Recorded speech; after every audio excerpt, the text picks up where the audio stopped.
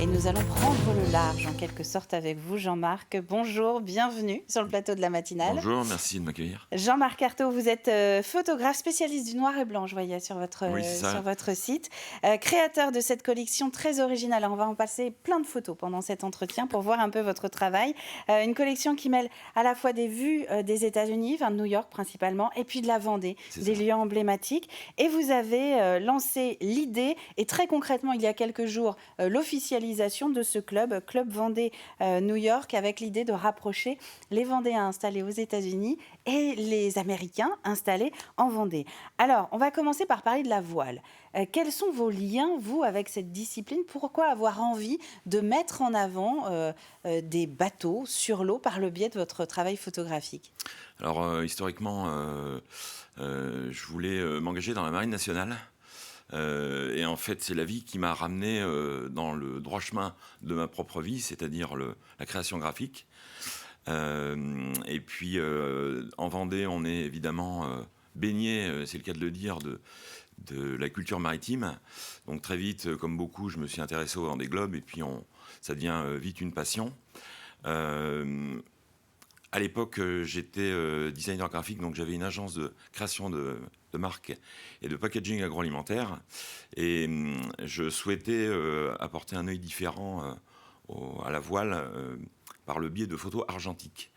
Moi, je suis de la génération qui a connu la bascule de la photographie argentique au numérique. Et je garde de cette époque un souvenir marqué par le caractère magique des photographes de cette époque, qui utilisaient des appareils qu'on n'avait pas je dirais, pour les amateurs, et puis qui étaient assez fascinants à voir travailler. Alors là, ce qui défile, c'est qu'on parle du Vendée Globe, mais vous avez aussi photographié un peu sous toutes les coutures le Belém, Oui, notamment, qui est ce magnifique navire voilà, qui ne prend pas le départ, en tout cas en tant non. que concurrent à la prochaine édition du Vendée Globe. Ça doit être passionnant à photographier. Alors ça, c'est une rencontre, là encore, magique. J'ai eu la chance d'être missionné par la Fondation Belém, qui gère le bateau, donc ce fameux trois-mâts qui a été créé à Nantes à la fin du 19e siècle. Qui est un navire école. Alors, c'est pas exactement un navire école, c'est un navire qui transporte des passagers, effectivement, pour des courts séjours, des stages de navigation, mais qui est en fait accessible à peu près tout le monde. Donc j'ai eu la chance d'être envoyé le prendre en photo en Norvège, dans le fameux Neiroyfjord, je crois que ça se prononce comme ça. Et puis, donc ça, c'est une série qui est assez unique.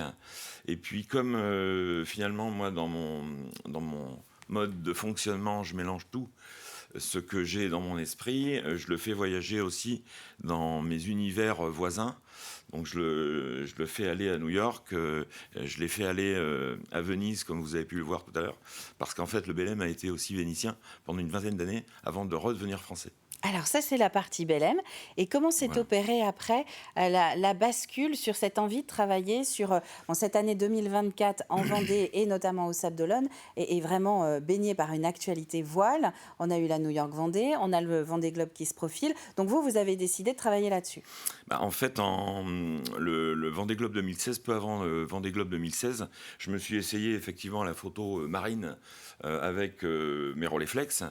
J'ai eu la chance que mon pied soit mis à l'étrier par Stéphane Salé, qui dirigeait à l'époque la société Maître Coq. Donc j'ai fait quelques photos comme ça. Et puis quand j'ai rendu ma première photo professionnelle, entre guillemets, argentique à Maître Coq, le jour où je l'ai rendu, c'était la veille de mon départ pour New York avec un autre de mes clients.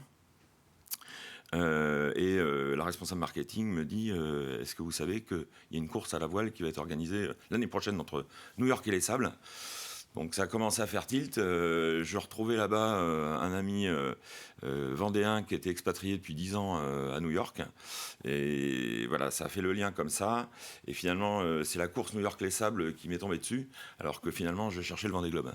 Et donc ça a donné progressivement, Antoine, si tu peux nous diffuser les photos de ce projet, donc voilà, La Roche-sur-York notamment, ces projets entrecroisés où finalement, au-delà de la course maritime, vous avez carrément mêlé nos deux territoires. C'est ça. En fait, j'ai commencé pour la première édition, donc en 2016, à mélanger New York et les Sables d'Olonne. Parce qu'à l'époque, je pensais que la course allait s'appeler New York les Sables. Et elle s'est en fait appelée New York Vendée les Sables d'Olonne. Donc j'ai tout concentré sur les Sables d'Olonne. Ça donnait New les Sables. Et puis, quand s'est profilée la deuxième édition qui a eu lieu il y a quelques mois, j'ai projeté de faire le tour de Vendée et de mélanger cette fois-ci New York avec toute la Vendée pour finalement concerner un petit peu tous les Vendéens à ces liens invisibles Et c'est que vraiment nous toute avons la avec les Vendée? États-Unis. Voilà. Alors, on voit La Roche-sur-Yon, évidemment, mais on retrouve Mortagne-sur-Sèvre, Voilà. on retrouve le littoral, enfin bref, tous les lieux emblématiques. Ces expos, très rapidement, cette exposition, on a la possibilité de la voir? Alors l'exposition, je l'ai exposée la première fois au Yacht Club de New York. C'est un peu loin pour nous. Voilà, c'est un peu loin.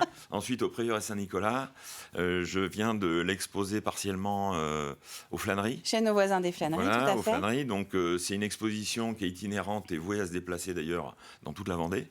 Là, je vais stationner un petit peu sur les Sables d'Olonne, où je tiens boutique jusqu'au 15 novembre, face à la piscine du Remblai. Oui, vous avez un petit peu Voilà. d'occupation là, à partir de dans quelques Voilà, jours, c'est c'est ça. ça, hein, Et puis, voilà. autour du Vendée Globe. Oui. Donc là, on pourra voir, Voilà. on Et pourra puis, voir l'expo. j'espère effectivement pouvoir la faire voyager dans toute la Vendée pour que les gens découvrent ces liens secrets entre la Vendée et les États-Unis. Alors, le temps passe très vite. Il nous reste Oui. 1 minute 30 pour parler de votre club. D'où cette idée aussi de vouloir mettre en avant les Vendéens qui sont installés aux US et les Américains qui sont installés en Vendée. Alors effectivement, 1 minute 30, c'est très court, mais pour résumer, en fait, j'ai fait 7 voyages aux États-Unis jusque-là. J'ai découvert l'histoire de la migration des Bretons des États-Unis. Et pour la nouvelle édition, j'ai souhaité m'intéresser à une hypothétique migration de masse des Vendéens vers les États-Unis. J'en ai pas vraiment trouvé trace, donc j'ai fait un appel dans la presse pour cette fois-ci faire le portrait de Vendéens établis aux États-Unis et par esprit toujours de croiser les liens, je me suis intéressé aux Américains établis en Vendée. Donc j'ai trouvé une quarantaine de personnes, une vingtaine de chaque côté, dont j'ai fait le portrait en allant les rencontrer dans leur lieu de vie jusqu'à New York. Et puis l'idée est venue assez vite, notamment avec l'un d'eux, Nicolas Marion, qui est un sablé établi à New York depuis bientôt 8 ans. De créer une association sur le même modèle que les Bretons d'Amérique pour tisser des liens. Et là, c'est parti. Donc, on a déposé les statuts et puis les adhésions sont maintenant ouvertes. On a déjà fait Donc, si plusieurs on réunions. se sent une affinité, nous Oui. Vendéens, avec les États-Unis, C'est on ça. peut se tourner vers vous, vers le club. Oui, et puis on est en train de créer justement des projets avec les deux clubs qui sont des deux côtés. Le club New York, puisqu'il est actif désormais.